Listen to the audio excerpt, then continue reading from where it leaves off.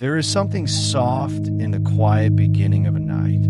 The world outside the window has folded itself down, and a slower rhythm hums between the sounds that remain. The sigh of a kettle, a distant hum from the refrigerator, the small familiar creaks in the walls that come only when everything else has gone still.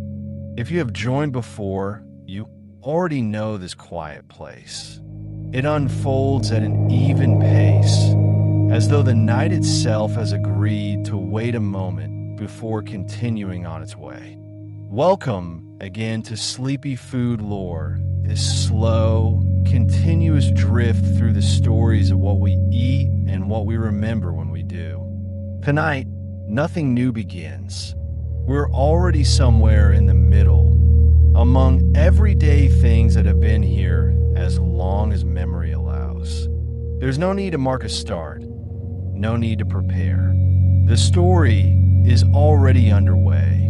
The way the light still lingers on a field long after the sun has dropped below the horizon. In this quiet middle space rests something so ordinary that it barely asks for attention. It might be scattered on a cutting board, dusted across a countertop, or carried within the crust of your morning bread. Wheat, not as a symbol or subject, but simply as the small, steady presence it has always been. Wheat is there in the taste that doesn't announce itself, in a slice of toast, in the soft give of a noodle, in the crumb of a biscuit that breaks gently between your fingers. It is what we ask for without thinking, what appears in nearly every meal without needing to be invited.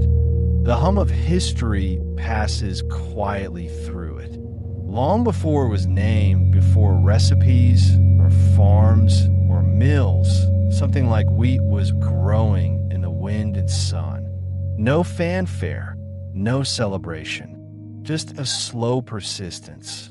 The same way dusk turns into night, not suddenly, but with steady certainty.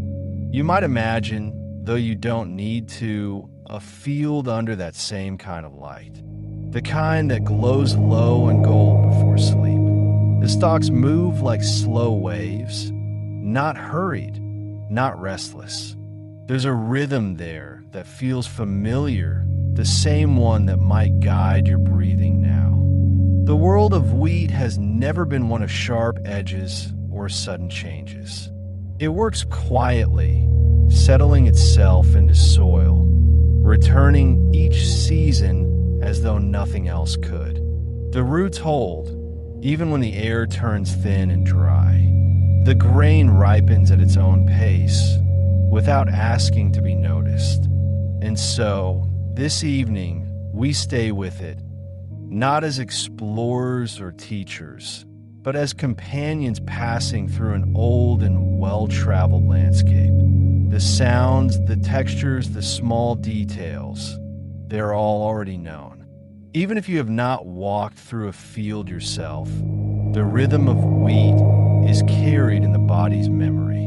It rests in the way bread breaks apart softly in your hands, or how steam briefly meets your face when you open a loaf still warm. These are gestures of comfort learned long before words were used to describe them. There's a gentle humility to wheat, one that mirrors the quiet places in a day, the way light dust gathers near a window, or the way worn things take on a certain tenderness with time. It's easy to overlook, and maybe that's what gives it its peace. The story tonight doesn't need a moral or message. It simply lingers in the folds of earth, the color of late afternoon, the smell that rises when flour meets water. All of it familiar, all of it part of the same slow return to rest. If there is a lesson hidden here, it might only be that the ordinary carries its own kind of wonder, a beauty so calm it never asks to be seen. Wheat reminds us of that, how something quiet can live at the center of everything, shaping our days while asking for nothing in return. Perhaps you can imagine, in the background of the mind, an endless continuity, glimmers of light along countless stalks, seasons moving one after another, hands working dough by lamplight. All of it still happening somewhere, just as it always has. And as we settle into that rhythm, the one that belongs to growing things, to slow meals, to unhurried stories, there is no task before us, no goal to reach, just the gentle unfolding of time, one breath and one grain at a time. Wheat waits in silence, as it always has, and the night carries on. When we speak of wheat, we're speaking of something that stands quietly among other living things, a kind of grass that has simply learned to carry weight. The stems rise from the soil in slender lines, tall enough to move with the wind, thin enough to bend without breaking. There is nothing showy about these plants. Their beauty is the kind that appears only when you slow down enough to see how all the small parts fit together. Each blade begins close to the earth, smooth and narrow, reaching upward in a long, gradual climb. Along the stem, a sequence of joints gently divides the distance from ground to air, and at the very top rests the head, heavy, balanced, and full of promise. Within that head, the grains gather in rows so neat that they seem drawn by deliberate hand, though of course, it is only the quiet work of seasons and sunlight that makes them so. Wheat is a kind of multiplication made visible. A single stalk might appear minimal, almost fragile, but fields are never made of one or two. They come in hundreds, thousands, millions of stems standing side by side. Together they become a surface of gold, a horizon made of countless pieces repeating themselves until the pattern is too large to fully take in. The small grains that weigh down each stem are not remarkable on their own. They are pale, firm, and smooth to the touch, no larger than a small bead. But when gathered, they transform, handfuls, baskets, stores upon stores of them, all waiting quietly for what will come next. It is this repetition that gives wheat its presence. Not the individual grain, but the collective persistence of so many almost identical forms. When you imagine a field of wheat, it may help to picture movement before detail. There's the brush of air passing over thousands of stems, the way light scatters across their shifting surfaces. The sound is soft, like fabric moved by a gentle wind. It is less the sound of a single plant than the sound of unity, of many things sharing one simple purpose: to grow upward, to gather light, to offer themselves when the season turns. If you were standing in such a field, the edges of your vision would blur. The horizon would seem close and far at once. Each stalk would appear the same as the next until your eyes adjusted to the rhythm of sameness, the comfort that comes from nothing standing out. The repetition becomes its own kind of calm, a landscape that asks nothing of you except to be seen as it is. Wheat, at its heart, is the meeting of patience and abundance. The stems do not rush, yet always they move toward completion. The heads tilt gently under their own weight, a quiet bow to gravity and time. Each grain carries within it the shape of what came before and what will return again. An ongoing circle that continues whether noticed or not. Underneath, in the soil, the roots spread without pattern, seeking hold where the ground allows. They do not ask for deep water or rich luxury. Wheat learns to live with less than more. It is a plant shaped by endurance, content to take what the earth gives and make something from it. Seen up close, each grain is modest, a small oval with one side gently marked by a crease, the faint memory of where it once connected to the stalk. But this unassuming seed holds everything that will follow: the flour, the bread, the warmth of kitchens, the daily rhythm of sustenance. The extraordinary hides itself so fully inside the ordinary that we almost miss it altogether. There are many kinds of wheat, though they are rarely thought of separately. Hard and soft, red and white, spring and winter. These are quiet distinctions that most of us never need to name. What matters more than any single type is their shared shape, their shared pattern. No matter where wheat grows, it wears a familiar face. It stretches toward the same light and moves in the same slow dance when the wind passes through. It is easy to forget that this plant is at its core a type of grass, humble, persistent, and endlessly repeating. The same family as the wild blades that sway unnoticed along roadsides, or the slender green growth that appears in a backyard after rain. The difference lies mostly in time and care, generations of humans guiding its path from wild to cultivated until it learned to give more than it needed to take. If you listen to the story of wheat through history, you will find that it rarely demands attention. It lingers quietly in the background of nearly every culture, a companion rather than a monument. But for now, before the stories begin, it is enough to simply know it as what it is: a tall, bending grass that gathers the light, multiples, and waits. Each stalk stands because countless others do. Each grain exists because another grain once did. The beauty of wheat lies in its repetition, the comfort of the same shape appearing again and again until the field becomes a meditation in form and rhythm. In this moment, you do not need to imagine what becomes of it yet. You do not need to think of mills or bread or history. Wheat simply is a field of moving gold and whispering stems, a quiet abundance built from small, steady things.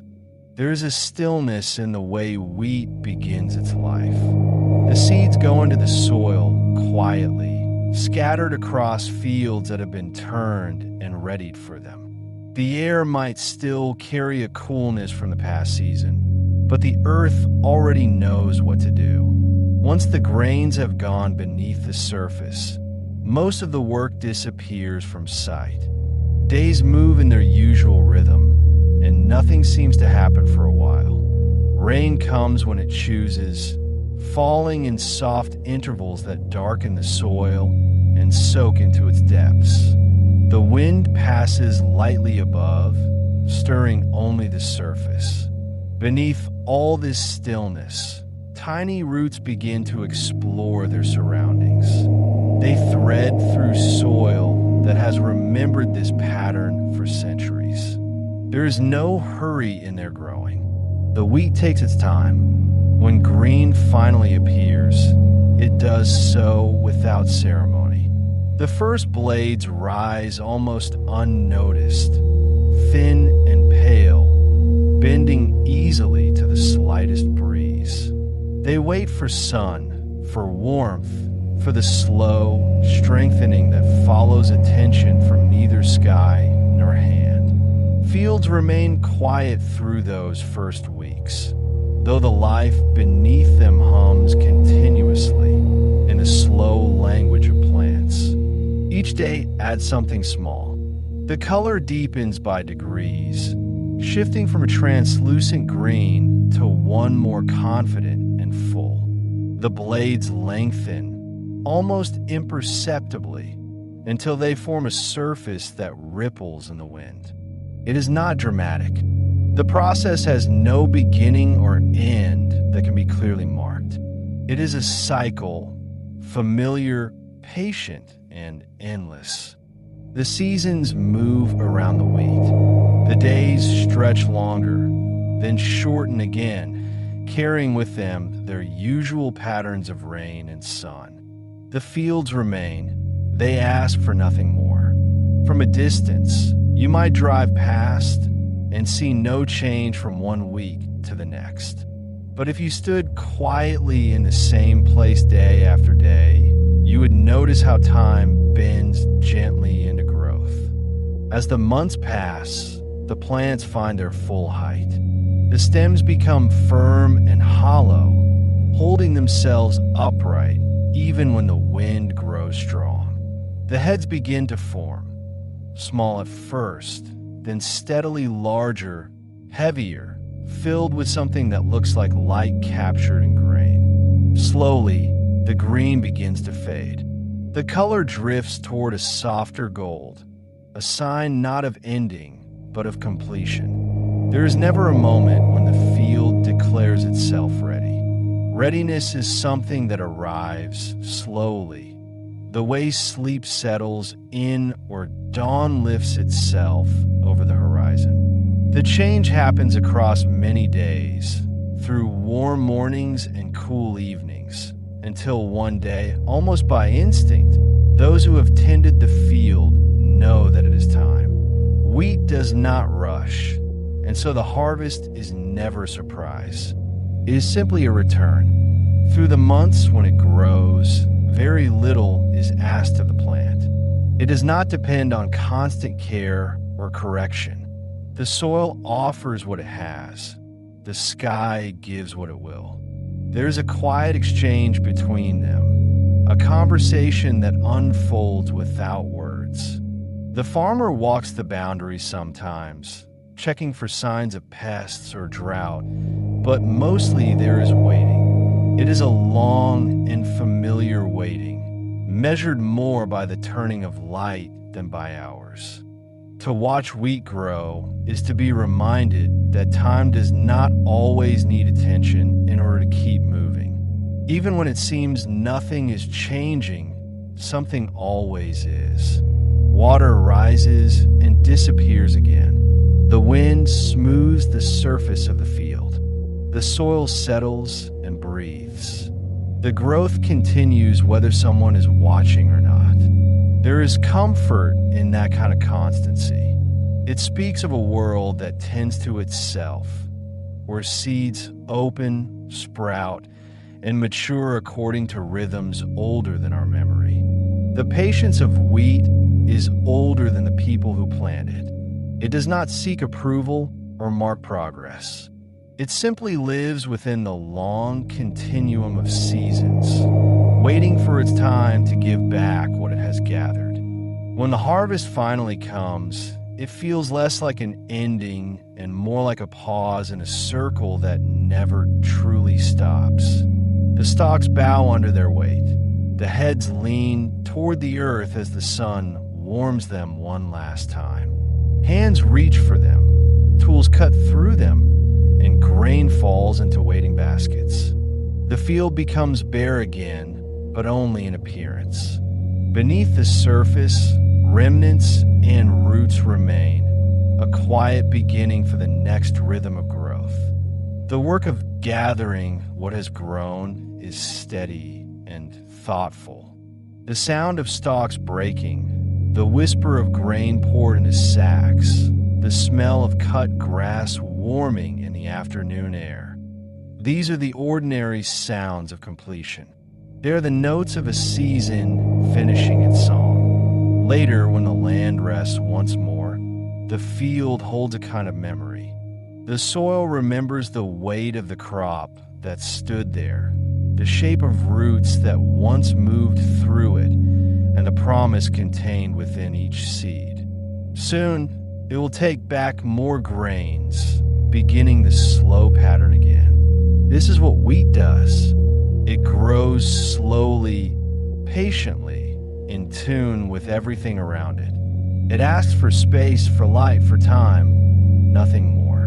And in return, it offers abundance, not in urgency, but in quiet reliability. Each season mirrors the one before it, slightly changed but deeply familiar.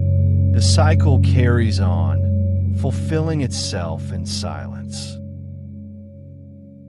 Long before stories were written, before names for places or days existed, wheat was already growing somewhere in the wide and waiting earth. It did not begin with ceremony. It did not appear with invention or discovery. It was simply gathered and later planted and then gathered again.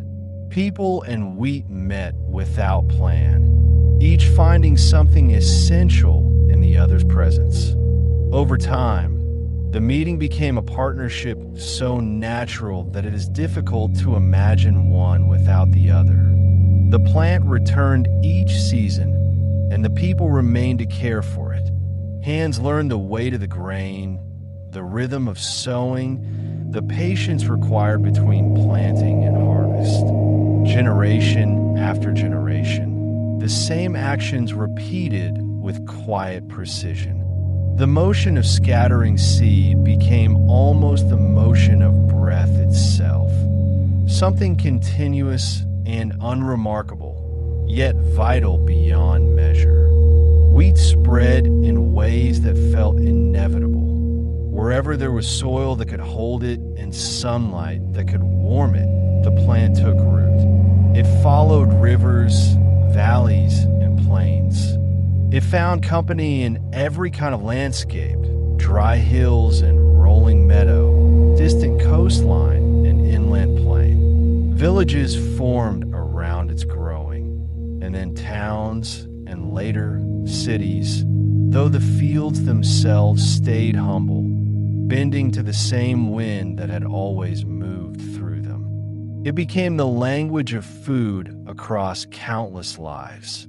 In every region that raised it, wheat shaped its own expression, flattened into soft rounds, baked into loaves, rolled into noodles, scattered into porridges.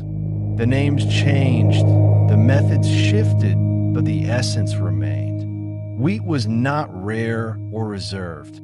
It was daily.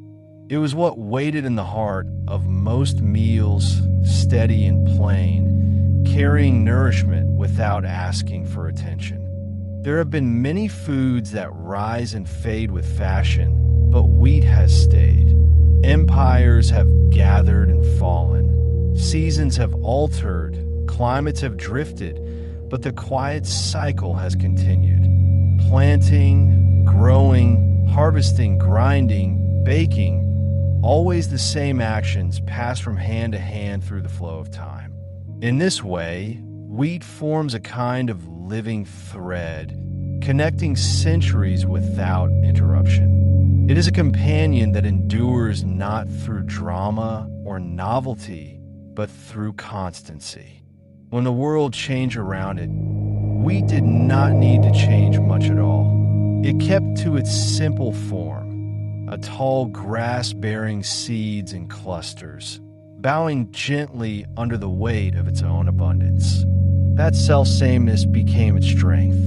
People learned stability through it, the comfort of knowing that what fed the last generation would feed the next one too. For those who tended it, the cycle of seasons revolved around its needs.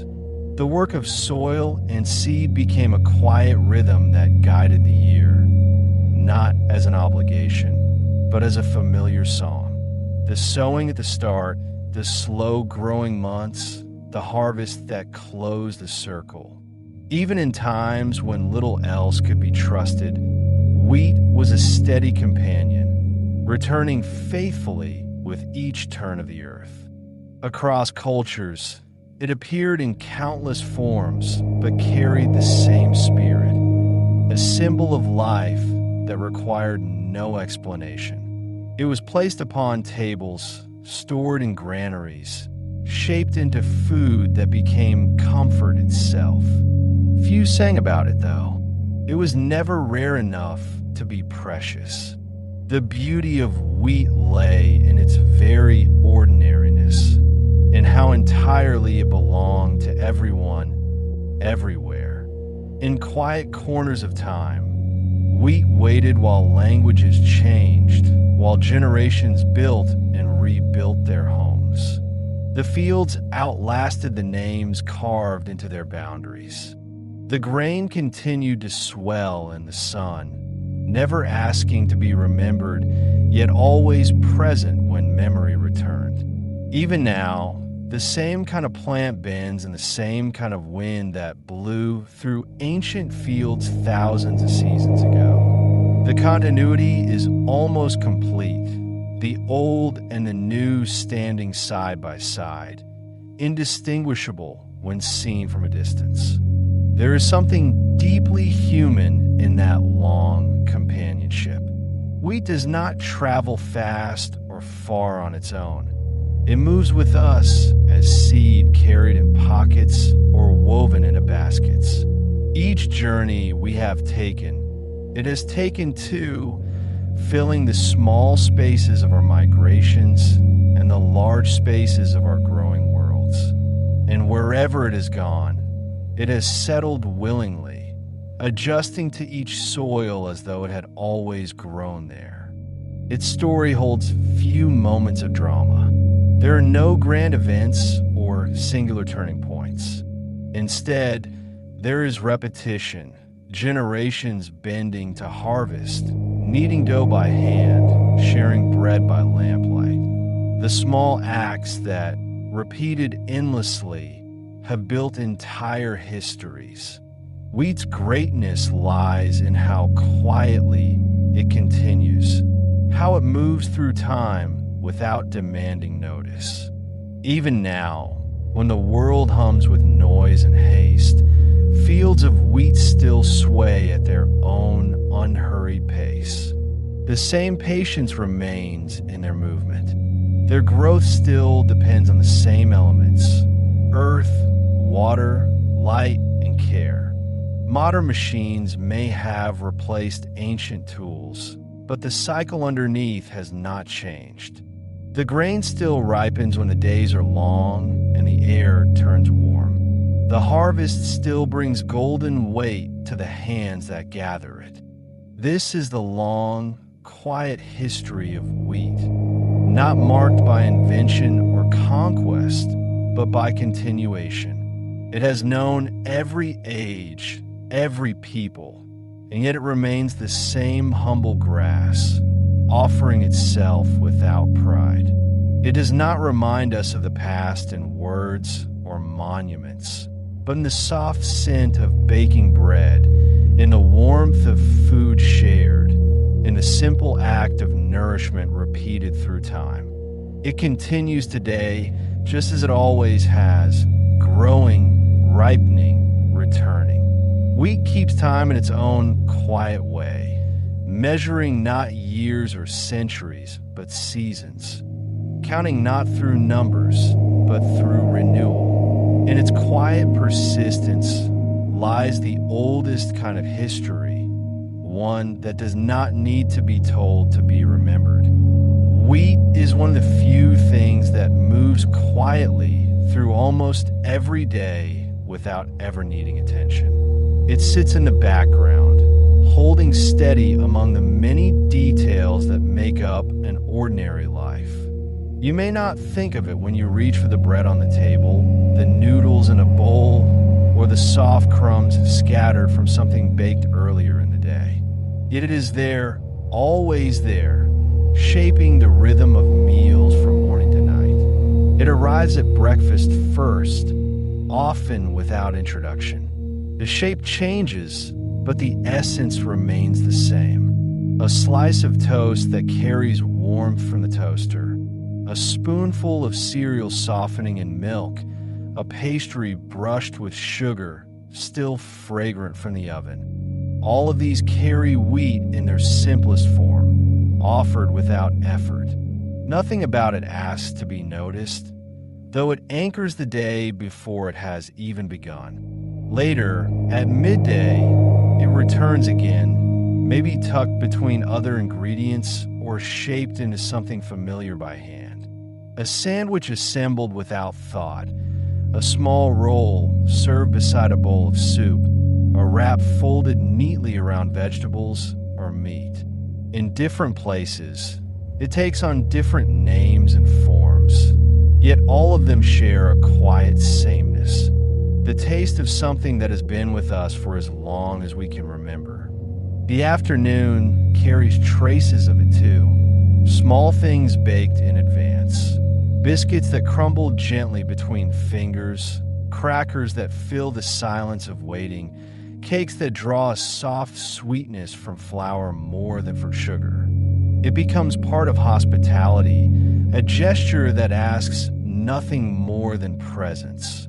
Something placed between people as they talk, or eaten alone in small moments of pause. Evening invites it once more, but differently each time. In one home, it might be a bowl of pasta tasting faintly of salt and olive oil.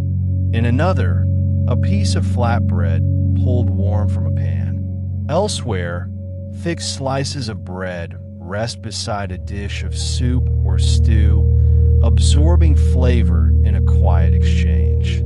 Each meal is distinct in detail, yet endlessly familiar in its foundation. The texture may shift from soft to crisp, the color from pale to golden, but the pattern of comfort remains.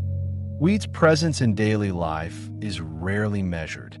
It doesn't arrive in rare intervals or special celebrations. It works best through repetition, predictable, reliable, always enough. It doesn't ask to be preserved for later or rationed with care.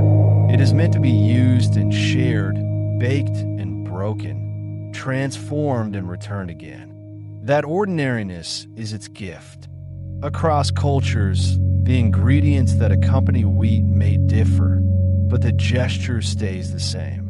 In one place it might be torn by hand, in another sliced with a knife, in another rolled thin and cooked until it bubbles.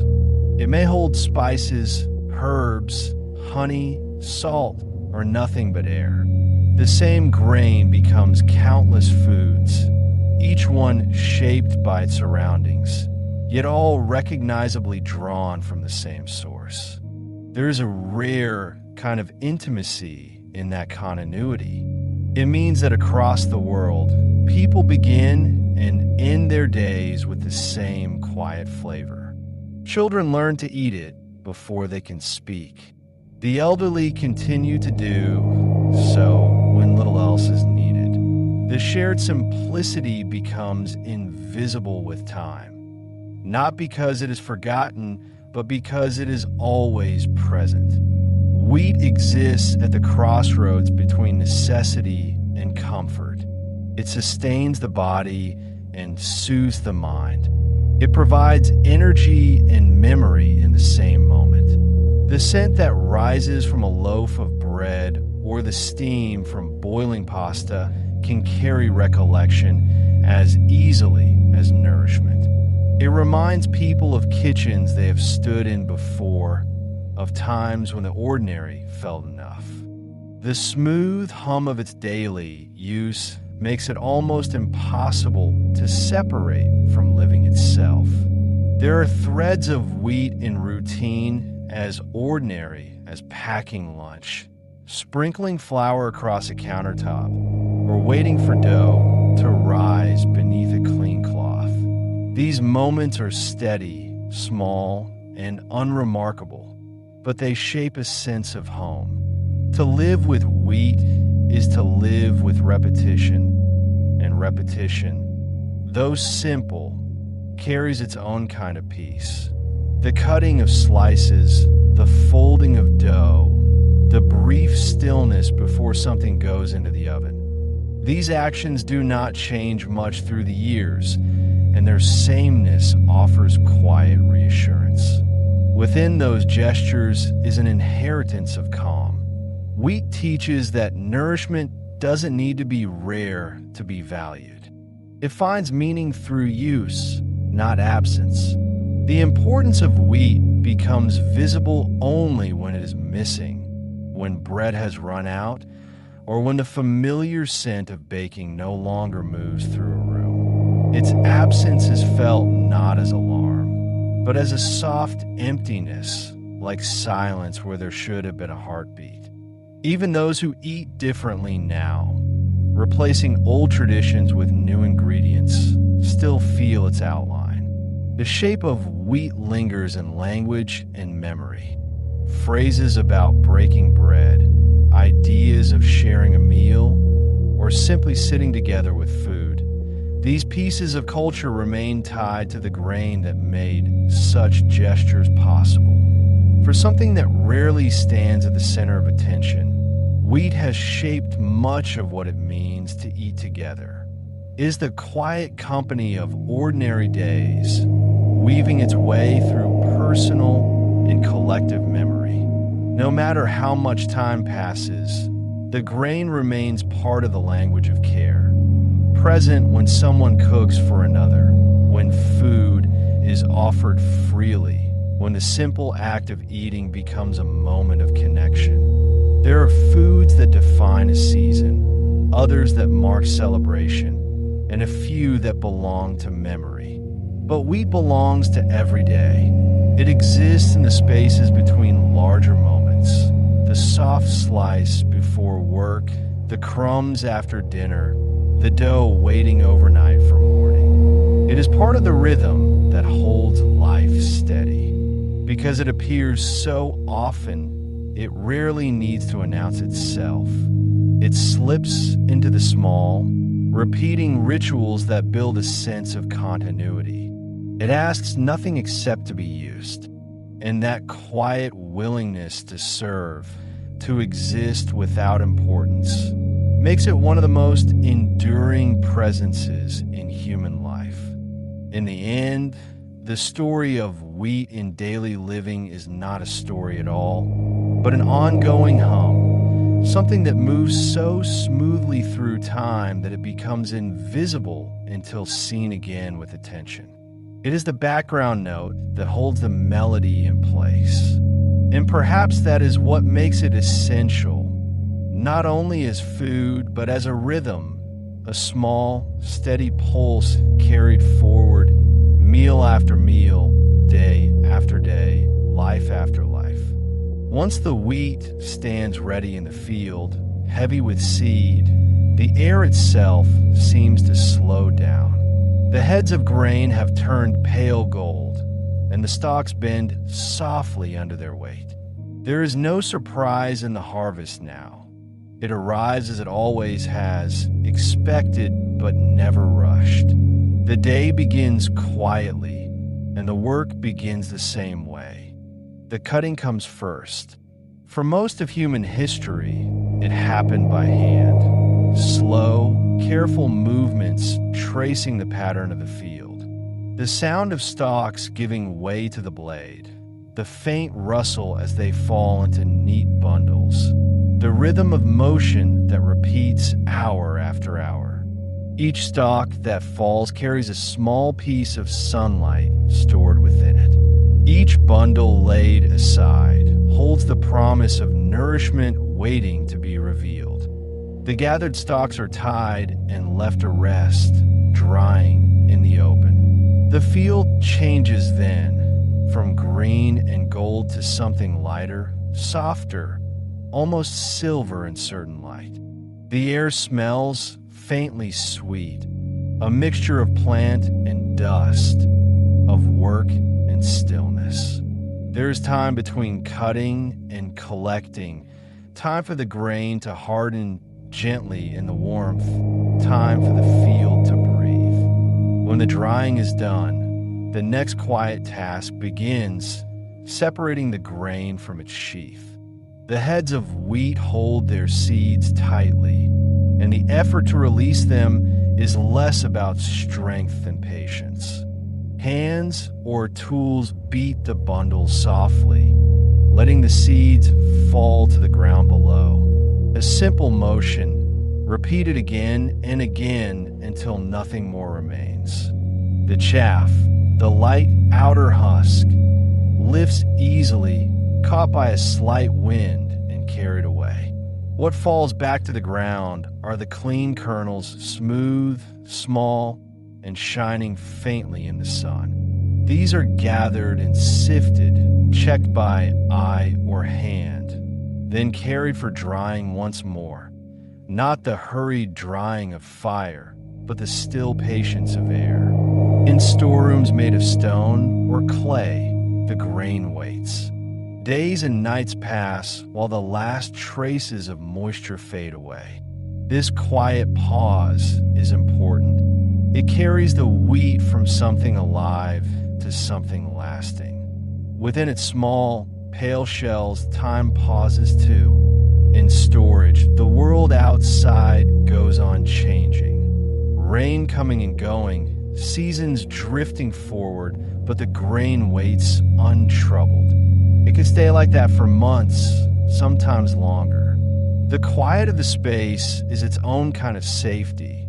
Cool air, low light, and the faint scent of earth surround everything. The baskets, bags, or bins that hold the grain become small islands of stillness, keeping it safe until the moment comes to turn potential into use. The next step begins not with ceremony, but with weight and motion, the grain taken to be ground. Long ago, this happened by hand, between stones drawn across one another in steady rhythm. The sound would have been low and familiar, a gentle rasp, a slow song of contact between grain and stone. Over time, the process changed, but the essence remained. The grain meets the stone, and from that meeting, transformation begins. Each grain carries within it a softness hidden under its hard shell. The grinding exposes that secret, turning it from solid to powder. It doesn't happen all at once. It happens through repetition, the rolling, pressing, and breaking until the texture shifts completely. What remains is flour. A pale dust, fine enough to slip through fingers, light enough to drift in air. No moment marks the change. It simply happens as the last of the kernel gives itself up to motion. In the quiet space of a mill, there is a rhythm to everything. The sound of stone turning, the gentle fall of flour into waiting sacks, the muted hum of work that knows its own pace. The air grows heavy with the scent of wheat in its purest form, sweet, dry, faintly nutty. It drifts and settles on wooden beams, on clothes, on skin. It dusts everything evenly, as though reminding the space of the transformation that has taken place.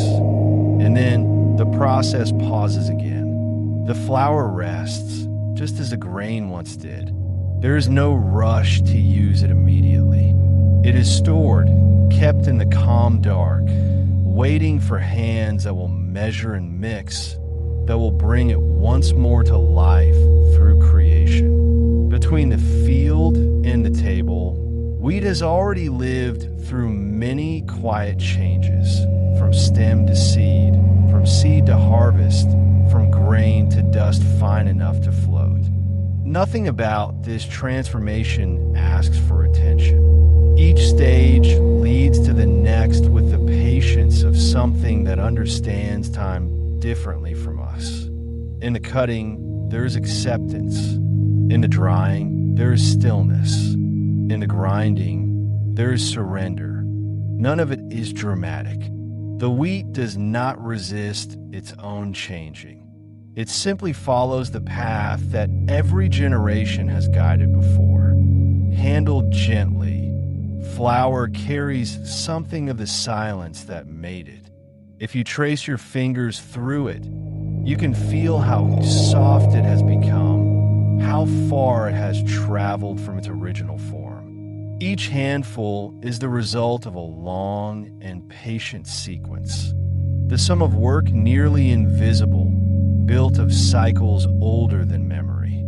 When poured into a bowl or measure for baking, the flour looks simple, but it holds inside at the season of its growth, the patience of its drying, the stillness of its storage, and the motion of its grinding. It is not just an ingredient. It is the memory of process turned tangible, the record of everything that has already happened, condensed into a dust so light that it nearly escapes notice. And so, from grain to ingredient, the journey completes itself without real ending. The transformation is quiet and inevitable, carried forward by hands repeating motion taught long ago. There are no moments of celebration, only continuation.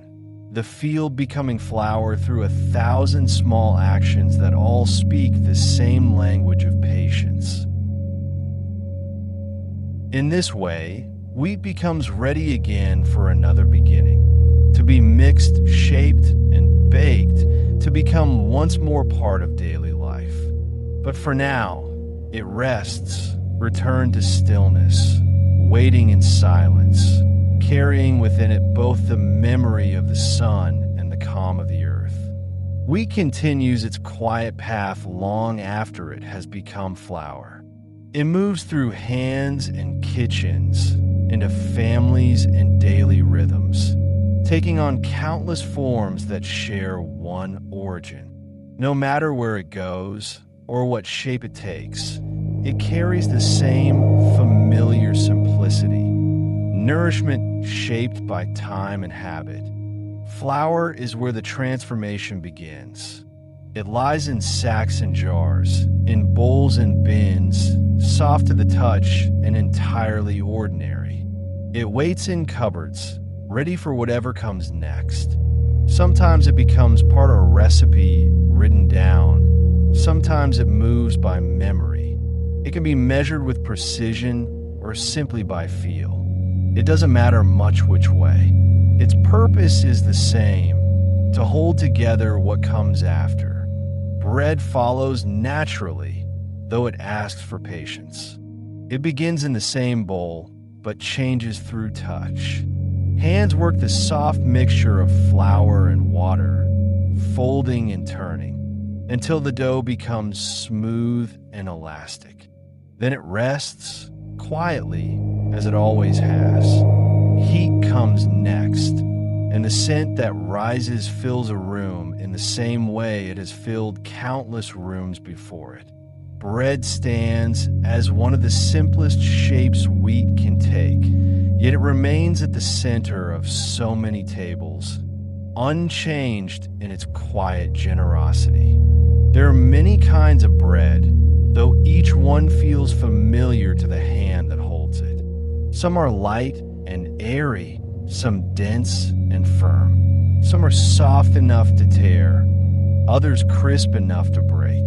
Whether plain or mixed with seeds, whether baked in small rolls or large loaves, bread is steady in its intent.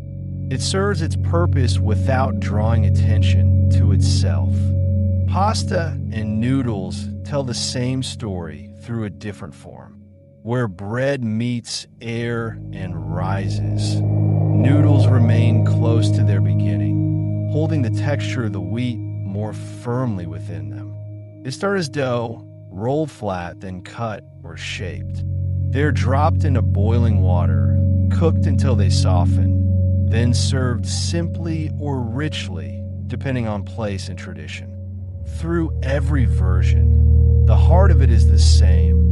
Wheat turns supple through water and time, carrying flavor but never needing to be the focus of it. Flatbreads often appear between these worlds, not rising like bread or stretching like noodles, but resting somewhere in between. They are shaped by hand, pressed or rolled, placed on hot stones or pans until they blister slightly. Some are thin enough to fold. Others are thicker, warm, and chewy. In deserts, cities, and mountain villages, the flatbread changes its name and texture, but never its role. It remains what it has always been, a quiet surface that carries other foods, a humble base for whatever the day requires. Pastries are another way wheat moves into life, carrying both simplicity and care. The process of layering and shaping may seem delicate, but it is made from the same flour as everything else. Butter or oil joins it, creating folds that puff or crumble in the oven. These small, precise acts turn the ordinary into something a little more intricate, though the calm remains. The act of baking pastries can feel ceremonial, yet it is still only another expression of wheat's familiar adaptability. There is no urgency to them. Each layer rests before being rolled again. Each filling settles before being enclosed. The scent that rises from an oven filled with pastries differs only slightly from that of bread, sweeter perhaps, or richer, but the feeling it creates is the same. Quiet satisfaction, quietly given. Breakfast grains are another form of this long familiarity. Here, wheat is flattened, cracked, toasted, or turned into flakes. It becomes something ready almost immediately, poured into a bowl, softened with milk, sweetened, or left plain. Ceremonies vary, but the grain itself remains simple and direct. For generations, breakfast has begun with something drawn from wheat, whether shaped by hand or made ready by machine. The routine is constant, pouring, stirring, eating, continuing the day. There is comfort in how these forms repeat themselves. Flour, bread, noodles, flatbreads, pastries, grains, all share one beginning and one quiet intention: to nourish without fanfare.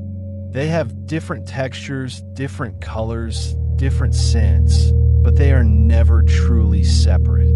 Each is part of the same language of food, spoken smoothly across continents and kitchens.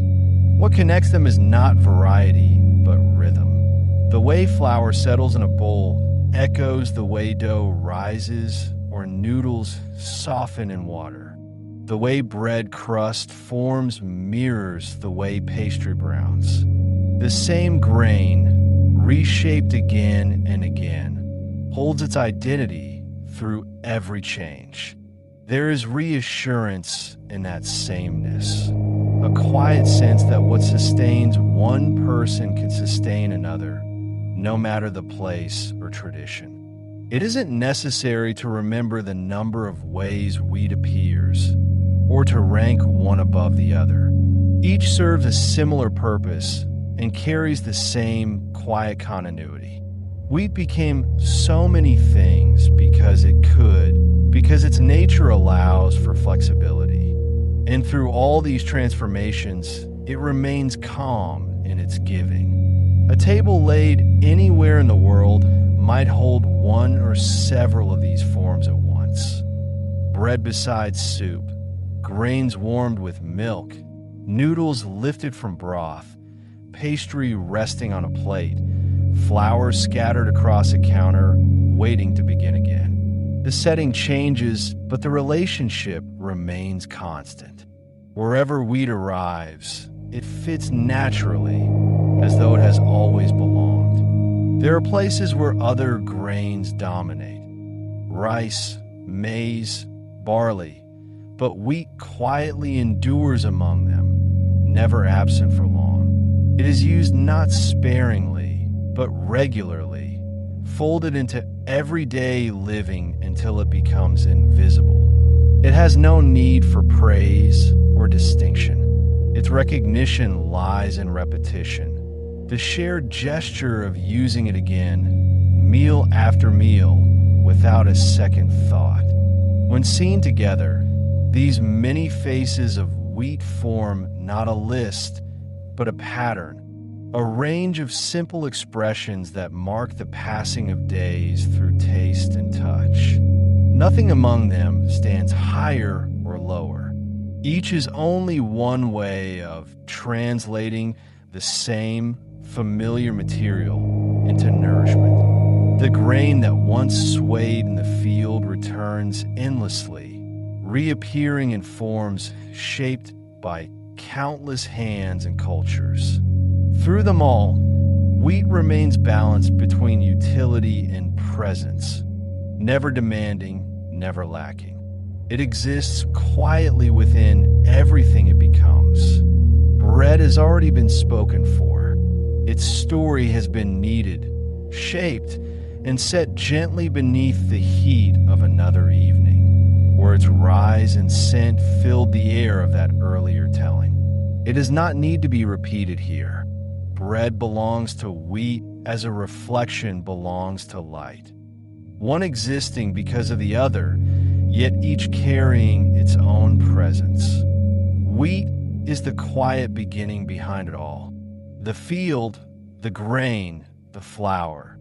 These are the unseen chapters that come before. By the time a loaf rests on a table, baked through and golden, so much of the story has already taken place.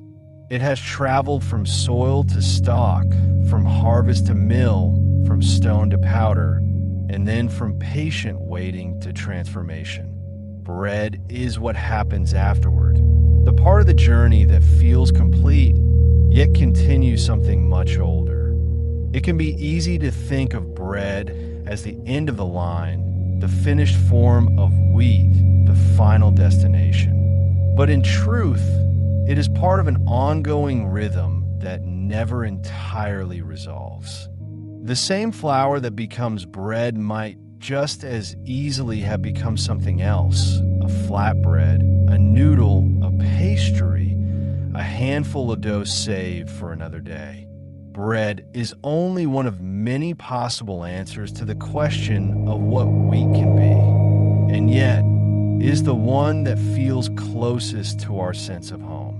It is the shape that most easily fits into memory. The smell, the sound of crust breaking, the warmth when held still cooling in one's hands. Perhaps that is why bread feels like a companion rather than a product. It continues the calm of wheat in a different language, expressing through taste what the grain expressed through growth. Patience, steadiness, and repetition. Every culture has found its own interpretation of that relationship. Some bake round loaves, others flat or folded. Some are pale, some dark, some airy, others dense. But in each version, the connection remains direct. Wheat transformed by time and touch into something that nourishes both body and ritual. No matter the shape, the grain's quiet presence carries through. Here, bread does not need to be the center of attention. It stands simply as a reminder of continuity. It is the visible echo of everything that has gone before, from the earliest fields to the moment a hand tears a piece away to eat. Its purpose remains what it has always been: to sustain quietly, to accompany rather than lead, to fill rather than demand. If wheat is the patient beginning, then bread is its calm manifestation, the moment where the stillness of soil becomes the warmth of sharing. The grain changes form, but its nature does not. The humility that lived in the field remains in the loaf. The rhythm that once moved through stems now rests in the rise and fall of baking. It is enough here simply to remember that bread exists because wheat allows it to exist. The two move together through history, one rooted in the ground, the other placed upon the table. Wheat does not strive for transformation, yet through quiet persistence, it finds it all the same. Bread is only one of the many shapes that patience can take. And so we leave it where it belongs, not at the end of a story, but within its flow. Bread continues to be made, as it always has been, and wheat continues to grow, as it always will. Each responds to the other without question, both part of the same circle that begins with sunlight and ends in sustenance. After bread, wheat continues in many directions. It shapes itself into forms that travel far from the field, far from the grain and the mill, yet remain unmistakably connected to them. Each variation carries the same quiet story, one of transformation without hurry, repetition without need for recognition. Noodles begin as soft dough, mixed only with water and patience. They're stretched slowly by hands that understand their limits, rolled thin, folded, and cut. Some are left long and loose, waiting to be boiled. Others are shaped into nests or sheets, thin enough to almost see through. Once dried, they rest lightly in baskets or boxes, pale ribbons of wheat that can wait months before being called upon again. This is wheat learning another kind of stillness, a pause before another boiling, another return to softness. Pasta forms in much the same way, though its shapes are more deliberate. Wheat flour is kneaded until smooth and then pressed into spirals, shells, ribbons, or hollow tubes. Each form holds a sauce or broth differently, though the essence remains identical. The process seems effortless, but behind it lies the same patience that steadies every use of wheat.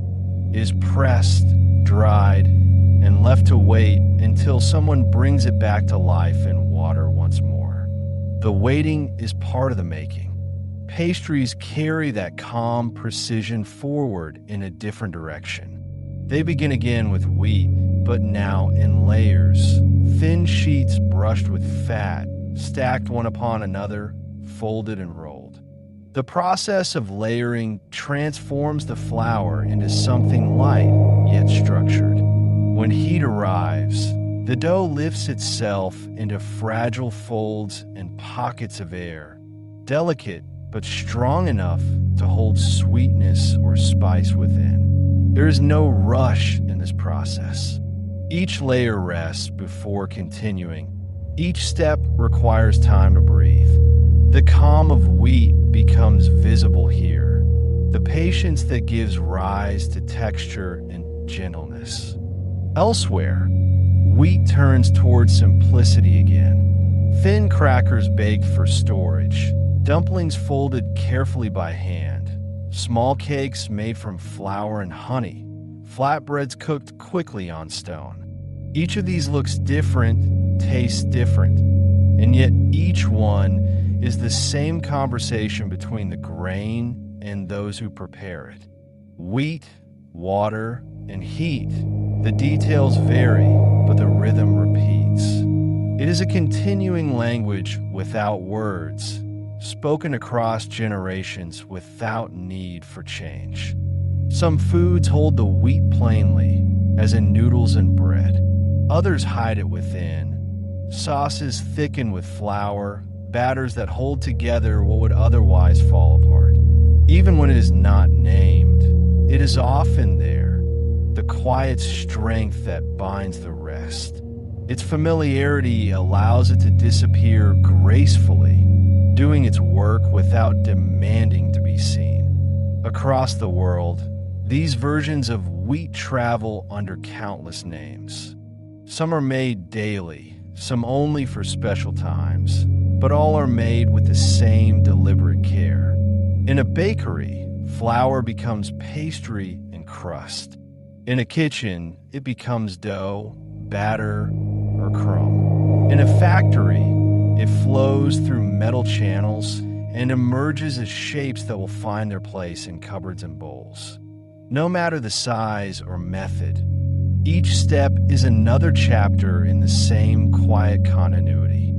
The same grain that once grew in distant fields now appears in countless homes, resting in quiet forms ready to be reawakened. A bundle of dried noodles, a handful of flour, a single croissant, a layer of cake.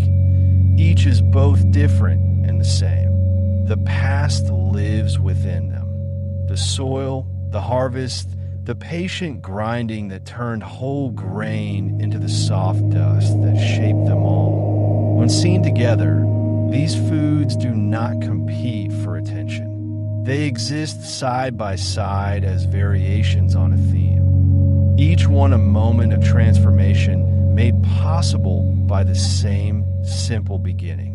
Wheat, unchanged in its nature, continues to change in its expression.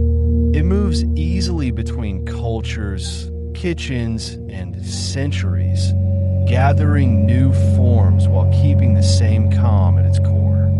Through all these shapes and names, wheat remains constant in its quiet generosity. It gives without excess, adapting without losing itself. The same grain that becomes bread can become noodles, pastries, pancakes, dumplings, or endless other forms. It carries forward through time and through hands, always returning to the same truth. One simple grass, grown in the patience of the earth, lending itself again and again to the making of something new. Across history, wheat has held its place not through grandeur, but through presence. It appears quietly in traditions, customs, and ancient writings, never as something rare or ceremonial, but as something constant, a marker of life continuing in ordinary rhythm. Long before it was measured and traded, it was simply there, part of what it meant to live close to the land. In the world of early agriculture, wheat was more than a food. It was a measure of time. Fields of grain signaled both the passing of one season and the promise of another.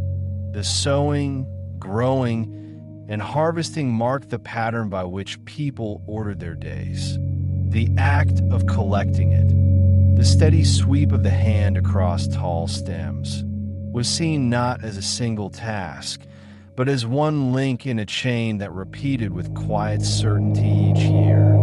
Because of this, wheat began to appear naturally in stories and teachings. It was mentioned not to draw attention to itself, but to anchor meaning in the familiar. The people who first heard these words knew the grain well. They had seen it under sunlight, carried it in baskets, and ground it by hand. When a story spoke of wheat, it spoke of something known: soil, work, patience, sustenance. In biblical writing and the traditions that formed around it, wheat is mentioned often, though rarely adorned with symbolism. It is treated as an example drawn from daily life, a way of describing what is steady and reliable. Fields of wheat represent abundance, not in excess, but in sufficiency, enough to feed, enough to share. The grain becomes a shorthand for provision, for the dependable rhythm of growth that sustains a community. When the text speaks of harvest, wheat is nearly always there in the background. The image is a simple one: laborers gathering what has ripened, barns filled, families fed. There is no need for grandeur. The meaning comes from repetition. Wheat grows, ripens, and is gathered, just as it always has been. It becomes an emblem of balance between labor and reward, of life carried quietly forward by the turning of seasons. In many passages, the grain stands among metaphors of growth and renewal. It is used to describe cycles of loss and return, the idea that something must fall into the earth before it can rise again. But even in these moments, wheat remains humble. It is not elevated as a symbol of grandeur. It remains part of the ground, a reminder that renewal begins with the ordinary. In daily tradition, wheat appeared most often not as an offering, but as food, the flour baked into loaves for households, the grain cooked in pots for evening meals. It was the provision that filled spaces between special moments, not the one reserved for ritual alone. When families gathered, wheat was simply part of the table, its presence steady but unspoken. In some ancient villages, the first harvest of wheat might be shared or blessed, not from extravagance, but from gratitude. A small portion might be offered before eating, a gesture of thanks to the earth and to the pattern that continues each year. Yet even here, the focus remained practical rather than sacred. The offering was a recognition of life's ordinary gifts rather than a call to ceremony. Over centuries, this quiet role continued. Even as societies changed and new symbols replaced the old ones, wheat held its place as a sign of daily provision. It appeared in proverbs and sayings, reminders that plenty and patience often come hand in hand. It was not a symbol of luxury or power, but of steadiness. In these traditions, wheat is loved not for its mystery, but for its dependability.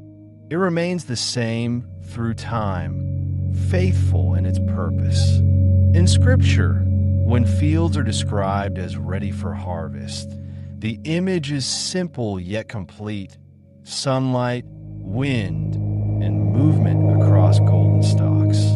It reminds readers of what they already know, that the work of the seasons brings forth what sustains us, and that the world renews itself quietly through the persistence of small, enduring things. This is how wheat lives in traditional and biblical writing, not as an emblem of ceremony, but as the background of life itself. Its meaning lies in its ordinariness, its constant presence in both faith and survival. When people prayed for harvest or gave thanks for their food, they were most often thinking of wheat, though they may not have named it directly. It was simply the grain that made life possible, the silent connection between earth, labor, and nourishment. In a world where stories often gather around grand ideas, wheat remains simple, honest, and familiar. It does not seek symbolism, and yet it acquires it only by being so close to human need. Its presence in sacred texts and traditions speaks less of worship and more of recognition, an acknowledgement that something so modest could carry the weight of survival, season after season. So wheat continues across the centuries, present in every telling, every meal, every memory of provision. It retains its same character, the grain of the field, the food of the people, the quiet constant that bridges what is sacred and what is ordinary. In its stillness, it reminds us that the most essential things are often the ones least in need of explanation. For most of human history, wheat has been accepted simply as food, dependable, sustaining, woven into daily life with little reason to question its place. In more recent times, understanding of how the body responds to food has deepened, and wheat has naturally become part of that conversation. It remains central to many diets around the world, but is also recognized that not everybody receives it in the same way. Within wheat lies a group of proteins called gluten. These proteins give bread its elasticity and hold dough together during baking. They are a natural part of the grain and have been present since wheat first grew in the earth. For most people, gluten is nothing more than a structural part of their food, unnoticed, unnamed, simply there. But for some, it creates a challenge that has become a quiet part of modern awareness. Celiac disease describes one of those challenges. It is an autoimmune condition in which the body cannot tolerate gluten at all. Even small traces can cause harm, making the consumption of wheat, barley, or rye impossible. For those living with this condition, life without wheat becomes not a choice but a necessity. The absence becomes routine, a kitchen reordered, ingredients reconsidered, recipes rewritten. Over time, these changes settle into habit, forming their own pattern of continuity. The act of eating remains the same, even if the ingredients differ. There are others who experience discomfort without the full condition. People who find that wheat or gluten cause fatigue, stomach upset, or other unease. This has often been called gluten intolerance or sensitivity. It is not always easy to define, but has become part of how modern people learn to listen to their own bodies, to notice what supports well-being and what is not. In this way, the awareness of wheat has expanded, not through rejection, but through understanding. The shift toward gluten-free living has grown steadily, quietly integrating itself into food culture. Where once wheat held nearly every space in the kitchen, shelves now share its place with alternatives made from rice, corn, buckwheat, oats, or legumes. Restaurants mark their menus, and bakers explore new methods for creating forms once thought inseparable from wheat. None of this diminishes what wheat is. It simply adds new choices alongside it, broadening how people engage with food and health. These adjustments are not marked by loss so much as adaptation. The principles of patience, repetition, and care remain the same. Doughs may be mixed with other grains, breads shaped with different textures, yet the rhythm of preparation, the weighing, stirring, baking, continues unchanged. The story of nourishment adjusts to include more voices, each one finding equilibrium in its own way. For many, wheat remains entirely suitable. The same loaves and pastas that have been made for generations continue to fill homes and tables. For others, wheat becomes something observed rather than consumed, a food remembered through its scent or the feel of flour on the fingertips. Both experiences coexist within the same world of nourishment, each valid, each sustained by awareness and choice. Modern conversations about wheat now rest on understanding diversity, not of culture this time, but of the human body itself. It is a recognition that one food can be essential to some and unsuitable to others. That difference does not make the grain lesser. It simply reflects the variation found in all living things. Wheat continues to serve where it can, and where it cannot, other grains step forward quietly in its place. In this sense, the role of wheat has not diminished. It has matured into context, still one of the most cultivated crops on earth, still the foundation of countless foods, yet understood now with more nuance and more care. People choose it or choose away from it with thoughtfulness rather than assumption. This awareness becomes part of daily life, calm and integrated, no more dramatic than turning a page in an old, ongoing story. Even for those who do not eat it, wheat remains familiar. The smell of baking, the look of a field in sunlight, the touch of flour in the air. These are shared sensations that belong to memory and culture as much as taste. In that way, wheat continues to belong to everyone, not solely through eating, but through recognition. Modern awareness does not change what wheat has always been. It only deepens our relationship with it, adding layers of observation and choice to something that was once taken for granted. Wheat remains what it has always been, a grain of the earth, steady and giving, shaped now by a wider understanding of the bodies it feeds. When wheat becomes part of cooking, the rhythm of its preparation feels both timeless and immediate. The movements are simple, but they have been repeated for so long that they carry their own quiet authority. Each gesture connects to countless others performed long before.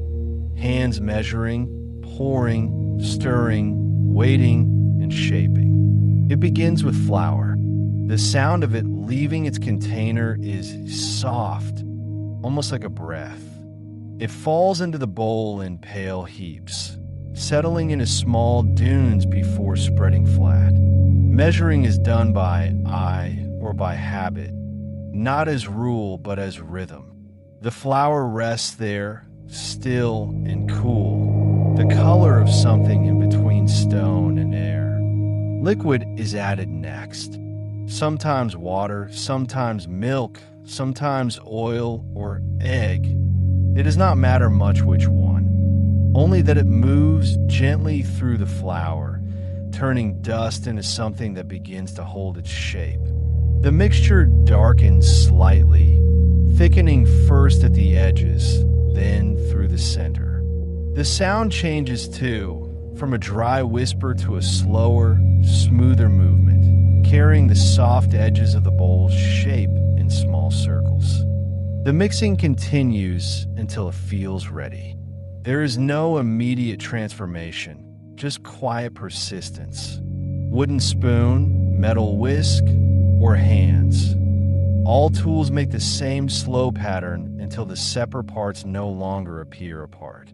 The motion is even and steady, repetition carried out until the mixture takes on the calm of the one preparing it. The texture becomes a language of its own, resistance giving way to smoothness, dryness giving way to something pliant. Then comes the waiting. It could be a short wait or a long one, but it is always the same kind of pause, a space where the mixture settles and finds its balance.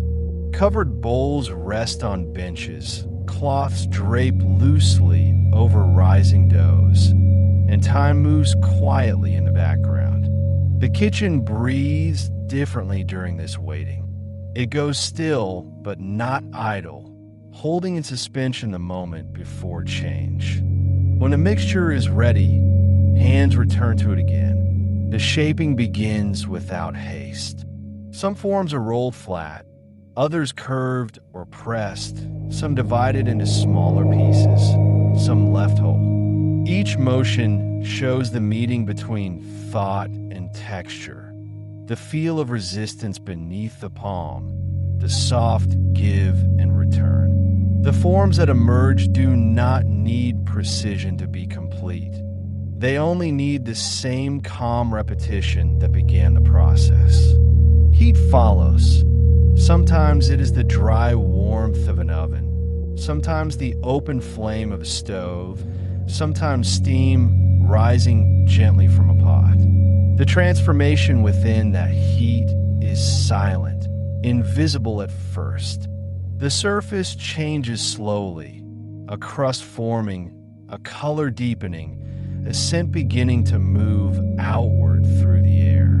The silence of the preparation gives way to quiet sound, the faint hiss of steam, the creak of expanding trays, the soft hum of warmth turning potential into completion. Each moment has its own weight of patience. None can be rushed.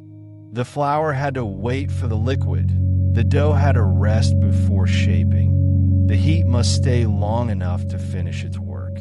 Every stage depends on the last one yielding fully before the next can begin. Together, they form a rhythm older than words, a sequence of small, ordinary miracles that return each time someone begins again. When the heat is turned off, what remains is calm fulfillment, a scent in the air, a surface golden or crisp, something that was not there before.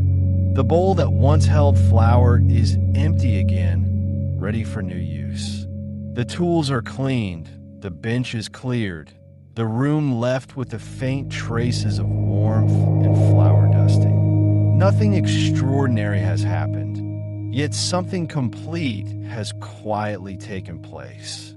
The process ends as it began, with stillness. The food cools in its place, releasing thin threads of fragrance into quiet air. The preparation has been neither hurried nor ceremonial. It has followed its simple order and then returned to rest. Each of these small actions, measuring, mixing, waiting, shaping, baking, builds a rhythm that is familiar in any kitchen anywhere in the world. It does not need to be taught or narrated. It carries its own sense of calm through repetition. The act of making food from wheat requires attention, but not tension, effort that folds naturally into ease. It is an ordinary pattern practiced endlessly, and perhaps for that reason, it feels complete even as it begins again. Every food made from wheat begins in almost the same way, with a meeting of flour and liquid, with hands or tools drawing slow circles through the mixture until it begins to hold together. What follows depends only on the intention, whether it will rise, fold, stretch, or flatten. The pattern may change, but the rhythm remains constant. A simple bread dough begins with flour set in a bowl. Water is poured in, smooth and steady, joining until the powder softens. The two meet, building resistance where they touch. A slow turning begins, folding the mixture upon itself until it grows smooth enough to rest. The dough is left in a quiet space, covered and still, while time takes over the work. Later, it is handled again, pressed, shaped, or divided, then set in warmth where it changes once more. The process ends when the air around it grows fragrant, and the surface has become firm enough to hold its shape. Nothing more is asked of it. Croissants or any layered dough start much the same way but move differently. Flour and water meet, joined by richness. Once the first dough rests, another element is added, butter, cool and even, folded carefully inside. The dough spreads and fold again, each action slow, precise, familiar. Layers form without being counted. They arrange themselves through patience. The rolling and folding create quiet order, repetition building softness through structure. Time and temperature move between the layers, changing them delicately. When warmth finally reaches them, they lift and separate, but that moment is simply part of the same flow. Another return to what wheat has always done when given time. Pasta begins more simply still.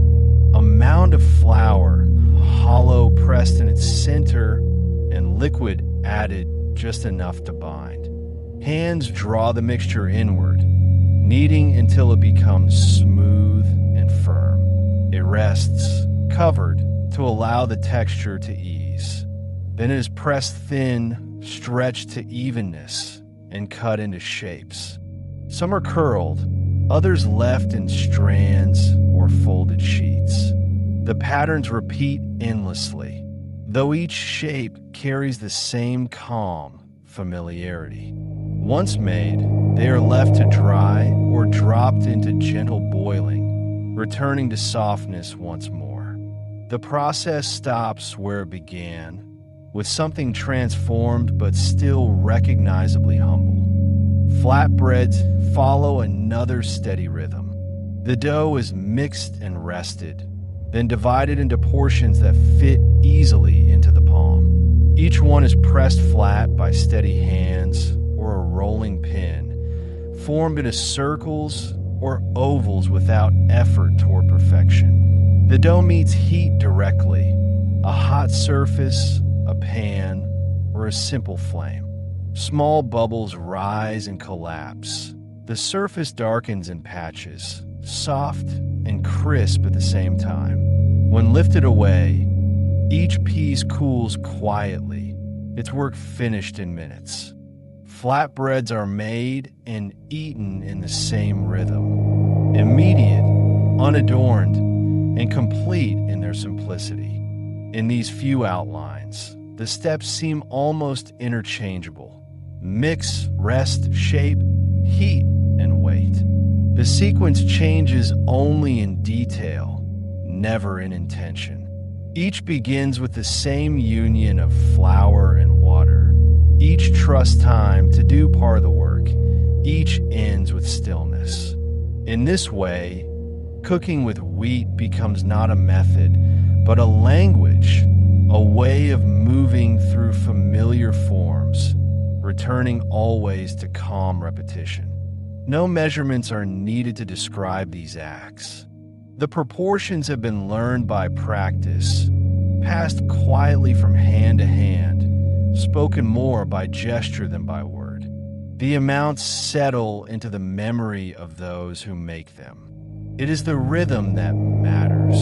When to stop mixing, when to rest, when the dough feels ready under the hand. Every kitchen, every table, every season finds its balance on its own terms. None of these recipes ask for precision or reward it with perfection. They depend only on patience and on noticing. The movements repeat just as they have for centuries. Wheat responds each time in its familiar way, absorbing, stretching, yielding, transforming. Through all the possible outcomes, the essential calm remains. When all the mixtures have been shaped and heated, and the air has quieted again, nothing else is required. The flours return to their containers, the bowls are cleaned, and the warmth of work lingers faintly in the air. What remains is the sense that something old has happened again, easily and naturally. The steps are simple enough to live within ordinary time, a task completed between other tasks, a gesture carried out with quiet certainty. Each recipe, however different it may appear, follows the same unspoken rule. Begin gently, continue steadily, and end without ceremony. And so the making of wheat-based foods joins the same rhythm that has moved through every part of this story. The field, the grain, the flour, and now the preparation. The pattern holds its own piece, action and pause, structure and release, work and rest. The result is less important than the motion that creates it, and that motion begins again whenever someone reaches for the flour. Once the work of preparation is complete, wheat returns to stillness.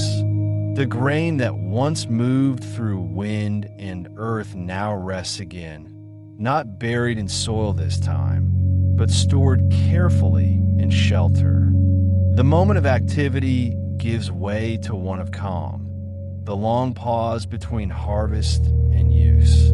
The keeping of wheat has always been an act of quiet attention. Grain is gathered, sifted once more, and left to dry before being placed away from moisture and air.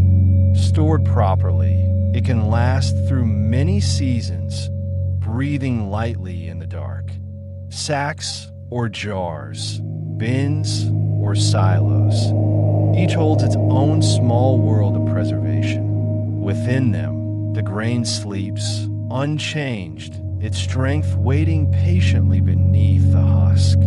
The space where wheat is kept often feels suspended in time. Air hangs cool and dry. Dust settles slowly. Light enters only briefly when the door is opened, catching the calm surface of the stored crop before fading again. The scent is faint but steady, a mix of soil and sun now subdued, the trace of harvest lingering as memory more than presence. Flour is kept differently. Once ground, it becomes softer, closer to the air, and must be guarded more carefully. It rests in sealed containers, its pale surface smooth and fine. The sound of its shifting inside is a whisper, soft as breath through cloth. It does not ask for much, only dryness, only quiet. And in return, it stays ready, always near at hand for the moment it will be needed once more. Flour is the form of wheat most at home in the kitchen, a quiet constant among other ingredients waiting their turn. Other forms of wheat, bread, noodles, pastries live shorter lives. Some last a day, some several, before they change, becoming softer or firmer, lighter or heavier. They are not meant to remain for long. Their purpose is to accompany the moment. The briefness of their life does not make them lesser. It balances the endurance of the grain from which they come. One holds for years in stillness. The other disappears in a hunger and memory within hours.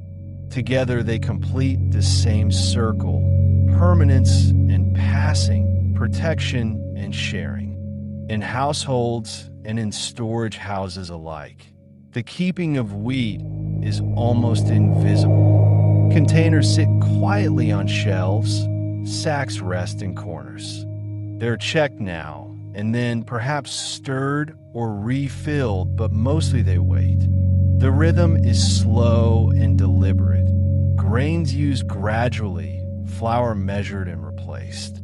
Each portion taken is a continuation rather than a removal.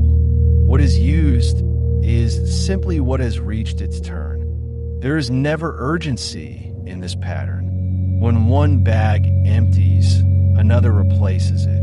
When flour runs low, it is replenished. Grain is milled again, fields are planted again, and the supply renews in its own steady order. The sense of abundance is quiet but certain, not constant in quantity, but constant in return. Wheat has learned, through time, the art of replenishing itself, of always being there just enough. The act of storage also holds a kind of faith that seasons will come again, that what is set aside now will be needed later. In this faith, wheat becomes a calm witness to human cycles, planting, storing, using, and restoring. The grain in its container remembers all these motions, even while it stays motionless, carrying within it the future that has not yet arrived. In this way, wheat becomes part of the rhythm of ordinary life, not only in presence, but in absence, existing quietly in the background, waiting. Its endurance softens the passage of time. It stands as proof that the world continues in balance, that what is kept in stillness remains part of movement nonetheless. When storage is full, it is not a sign of excess or finality, but of continuity. The grain will be opened, used, and returned to the same cycle. The shelves and bins never stay empty or entirely full.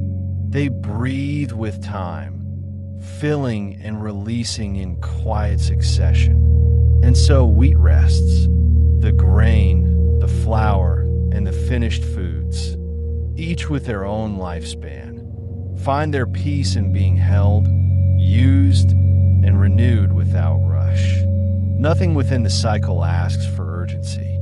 It only asks for steadiness, dry air, clean storage, gentle hands, and the patience of time. The keeping of wheat is not the end of its story, only one more still chapter between beginnings. In nearly every kitchen, in nearly every culture, wheat exists somewhere in the background. It stands behind the meal rather than at its center, offering support in quiet form. Sometimes it appears clearly on the plate. Other times it is hidden within sauces, crumbs, or batter. Either way, its role remains the same. A foundation so familiar that it almost disappears from notice. It accompanies other foods rather than asking for attention itself. It is the surface beneath a stew, the vessel that carries ingredients, the binding that holds something fragile in place.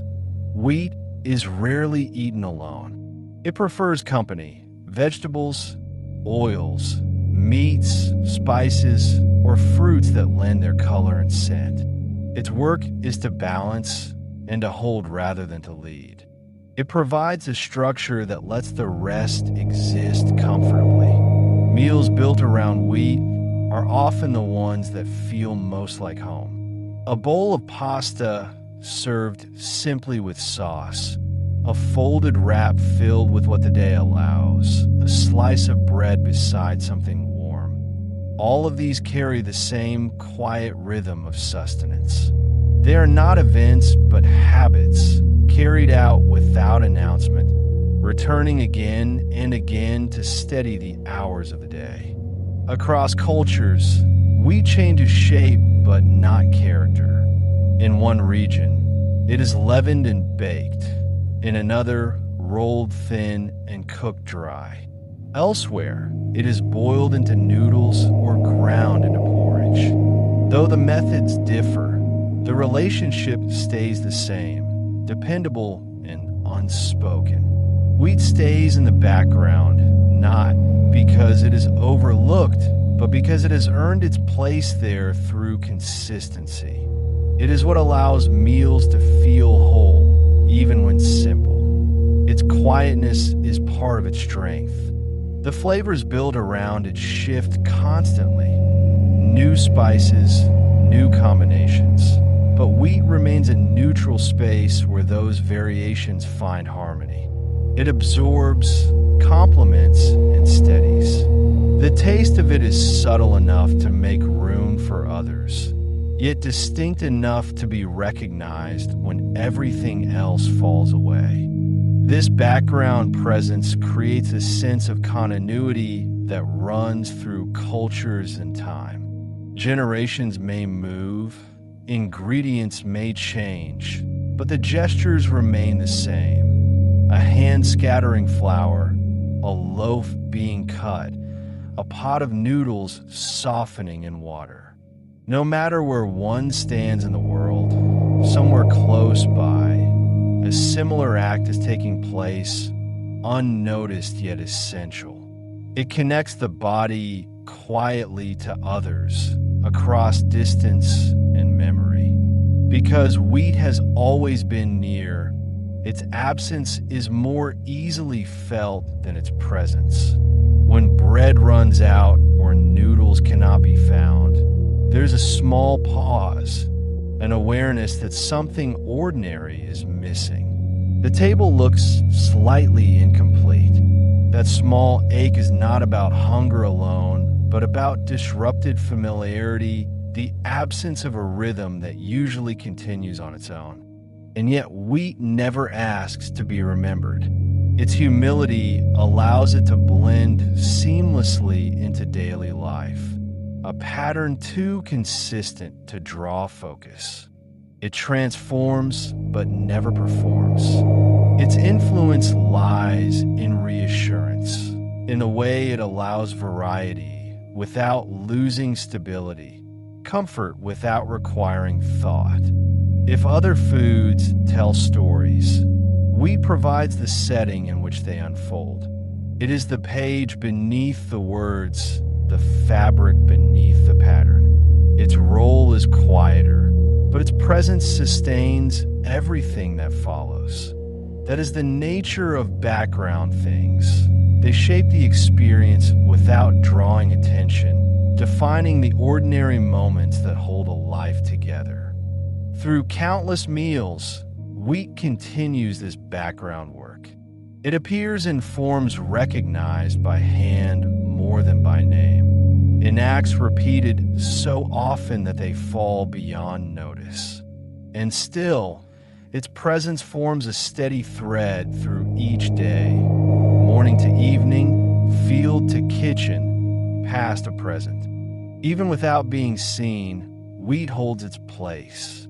Its calm reliability endures within routines, quietly anchoring the shifting flavors of the world. It may live in the background, but it is the still ground beneath everything else. The fields are quiet now. The tall, waving stalks that once shimmered in the wind have been cut and gathered.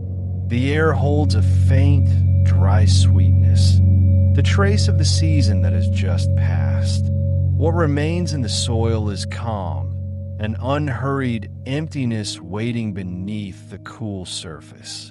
Nothing is gone, only resting. Even the land seems to know that another beginning will come again when the time feels right.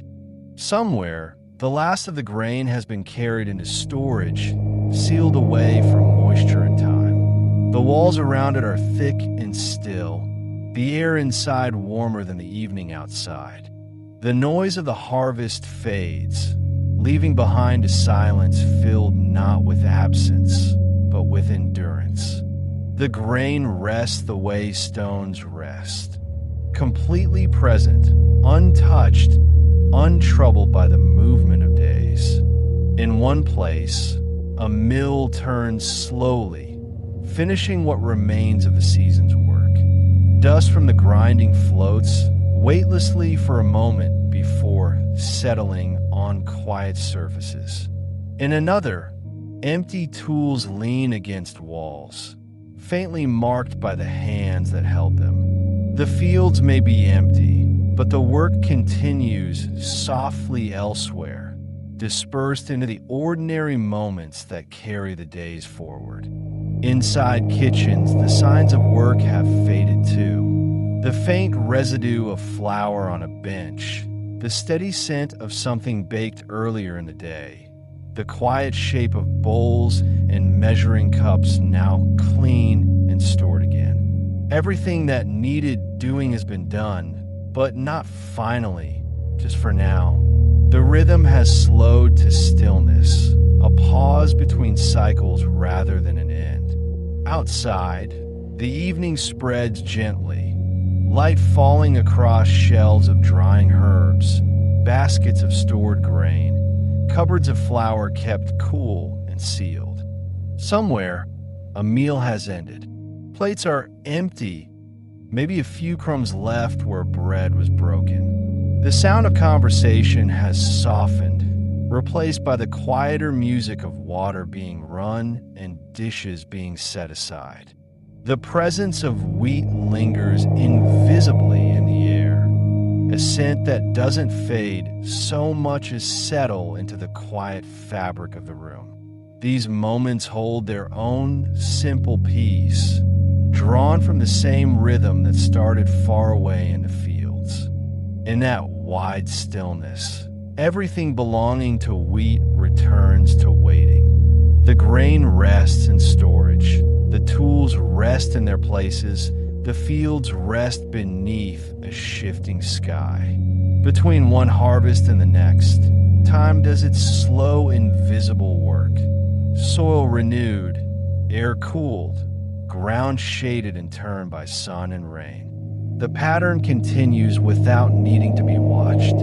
The calm between seasons belongs to the earth and to all that depends on it. The story moves on quietly too. It doesn't end here, though it feels settled enough to pause. The cycle of wheat is not a line, but a circle, planting, growing, gathering, storing, using, and then beginning again over and over. Each stage disappears into the next without ceremony. By the time one season's story closes, another has already begun its first small motion. There is comfort in that kind of continuity. It means nothing is truly concluded. The grain sleeping in its bins is already a beginning in disguise. The flour in the jar will soon become bread or pastry or something else entirely. The fields that look empty now are already preparing for renewal, even if no one watches. Everything remains in quiet conversation, joined by patience instead of urgency. And while the world keeps its slow turning, the listener doesn't need to follow. The story continues whether noticed or not. The rhythm is there, steady, familiar, always returning, ready to unfold again when needed. There is nothing waiting to be done, no final thought to hold. The moment holds itself. Somewhere far away, the wind moves lightly across open ground, touching the soil where the next crop will rise. Above it, the sky stretches wide and soft, without direction or final line. The light deepens, edges blur, colors fade into one another. The world shifts from movement to quiet, from story to stillness, without needing to name the change. No curtain closes. Nothing fades entirely. The field, the grain, the flour, the bread, the quiet, all remain, each in its place, continuing in their own time. The rhythm that is carried through every part of this story carries on, softer now, but unbroken. The air settles. The day folds inward. The story of wheat keeps moving quietly in the distance, doing what it has always done. There is no need to stay with it. It will continue, as it always has, long after the words have fallen silent.